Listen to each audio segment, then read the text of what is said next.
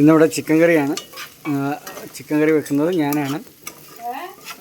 ഞാൻ അതിൻ്റെ ഒരു ഭാഗമായിട്ട് ആദ്യം തൊട്ട് വീഡിയോ എടുക്കണമെന്ന് വിചാരിച്ചല്ല. അത് കാരണം അതിൻ്റെ ഒരു ഭാഗമായിട്ട് ആദ്യം തൊട്ട് എടുക്കാൻ പറ്റിയില്ല.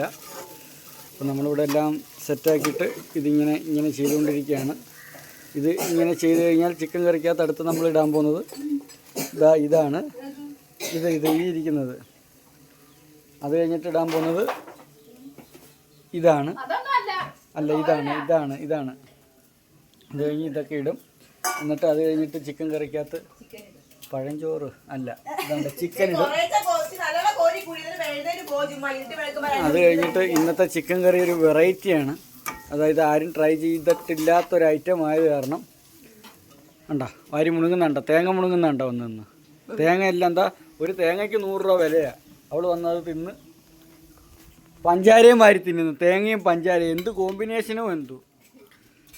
അത് കഴിഞ്ഞ് നമ്മൾ ചിക്കനൊക്കെ ഇട്ടിട്ട് ചിക്കനും ചീനിയും കൂടെ ഇന്ന് ഒരുമിച്ചിട്ട് വേവിക്കാൻ പോവാണ് കേട്ടോ. ചിക്കൻ കറിക്കകത്ത് ഇന്ന് ചീനി ഇട്ട് വേവിക്കാൻ പോവാണ്. ചീനി ചിക്കൻ ബിരിയാണിയാണ്.